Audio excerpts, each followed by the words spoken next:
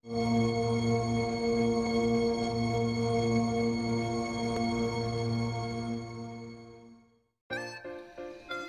saya gagal SNMPTN, sekarang ini udah waktunya untuk pendaftaran SNMPTN, pemilihan jurusan, dan simpan permain semuanya. Setelah semua yang mendaftar SNMPTN, sisanya waktunya berdoa dan semoga aja kita lolos. Tapi yakinlah, tidak semua yang daftar dari 1 juta orang lebih akan diterima semuanya. Kemungkinan hanya 300.000 orang atau sampai 200.000 orang saja yang bisa keterima SNMPTN. Maka dari itu, jika kita gagal SNMPTN, apa sih yang bisa kita lakukan? Berikut 8 hal yang bisa kalian lakukan ketika kalian gagal SNMPTN. Simak video ini sampai habis dan jangan lupa subscribe channelnya, bunyikan juga lonceng notifikasinya, dan kalau kalian suka tinggal di like saja. Tanpa basa-basi lagi, langsung aja kita masuk ke pembahasannya. Yang pertama, melanjutkan persiapan SBMPTN. Jalur masuk PTN itu tidak hanya SNMPTN aja, tapi ada yang namanya SBMPTN dan ujiannya disebut dengan UTBK. Gunakan kesempatan ini untuk lolos meskipun persaingannya sama beratnya seperti SNMPTN. Tapi kalau kalian berusaha, belajar, uji kemampuan, ikuti tryout yang tersedia di Instagram, ataupun kalian bisa tonton video ini trik UTBK. Yang kedua, cari informasi jalur lainnya. Setiap PTN biasanya memiliki jalur khusus. Contohnya PMPAP, Unila, SIMA UI, atau jalur prestasi lainnya yang disediakan oleh PTN masing-masing. Follow Instagram PTN yang kalian tuju atau yang kalian minati, dan jangan lupa cari kontak personnya sebagai informasi tambahan. Dan jangan lupa cari informasi yang namanya beasiswa S1. Yang kedua, cari PTN yang tidak memiliki uang pangkal. Selain gagal SNMPTN, siapa tahu kalian gagal SBMPTN, tapi amit-amit ya jangan sampai ya. Nah, kalau kalian gagal SNMPTN, gagal SBMPTN, mau nggak mau kalau kalian masih paksain mau kuliah di PTN, kalian bisa ambil yang namanya jalur mandiri. Tapi biasanya kalau jalur mandiri itu ada yang namanya uang pangkal, dan UKT-nya gede, udah ditambah uang pangkal mungkin sampai 11 juta per semester kalian akan keluarkan uang untuk kuliah.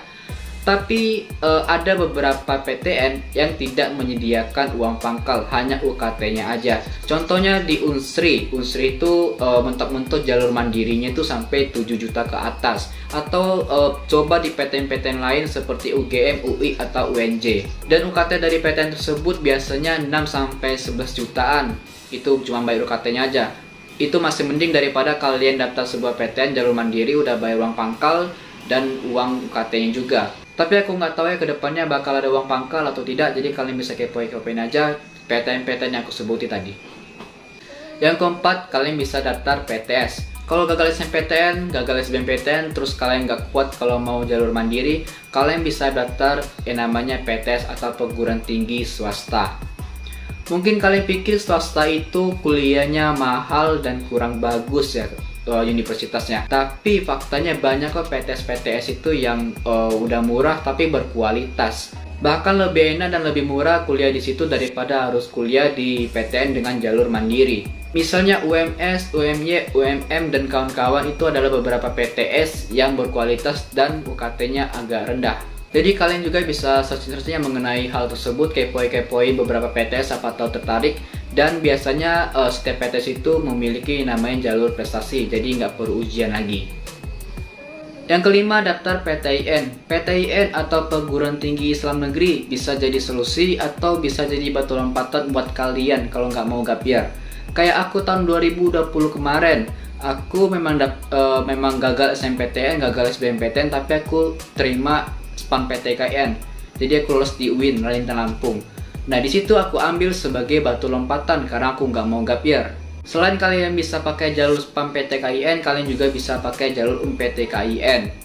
Dan persaingan untuk PTIN itu nggak berat-berat amat seperti PTN, jadi kalian bisa agak sedikit enjoy lah ya. Tapi kalau misalnya di jurusan PTIN itu nggak ada yang kalian minati, ya udah kalian boleh nggak usah daftar.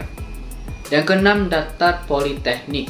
Ini mungkin buat kalian yang memang pengen masuk jurusan yang berkaitan dengan teknik. Kalian bisa masuk ke Politeknik. Jalur masuknya kalian bisa pakai SNMPTN, tapi kalau nggak lolos kalian bisa pakai jalur ujiannya. Dan SNMPTN itu juga mirip SNMPTN, tapi bedanya SNMPTN itu selain khusus untuk masuk Politeknik, dia juga khusus untuk D3.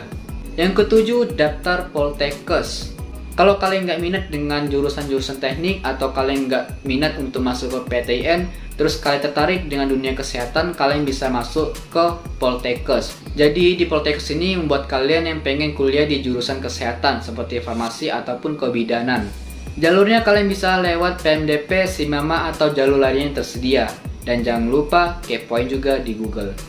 Yang ke-8, gap year. Gap year di sini bukan berarti kalian nggak ngapa-ngapain. Kalian bisa manfaatkan 1 tahun gap year kalian untuk pengembangan diri ataupun belajar untuk UTBK tahun 2023 nantinya atau tahun berikutnya. Atau kalian bisa kerja dulu 1 tahun untuk nabung biaya kuliah.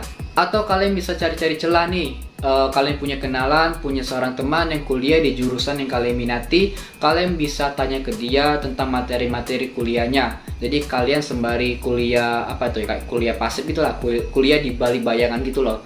Tapi kalau teman kalian baik. Nah, jadi gap year kalian tuh nggak kosong-kosong amat lah ya. Ada perkembangan diri, belajar buat UTBK tahun 2023 nantinya atau tahun berikutnya. Atau kalian bisa cari-cari celah untuk belajar di jurusan yang kalian minati dengan bantuan dari teman kalian tadi. Itu dia yang bisa kalian lakukan kalau kalian gagal SNMPTN ataupun gagal SBMPTN juga. Tapi amit-amit ya, jangan sampai kalian gagal SBMPTN juga kalau kalian udah gagal SNMPTN, karena peluang itu semakin lama semakin sedikit untuk lolos PTN. Kalau jalur mandiri pun memang ada peluang, tapi gede. Dan itulah video untuk hari ini, semoga bermanfaat. Kalau kalian suka tinggal di like saja, jangan lupa subscribe-nya, bunyikan juga lonceng notifikasinya.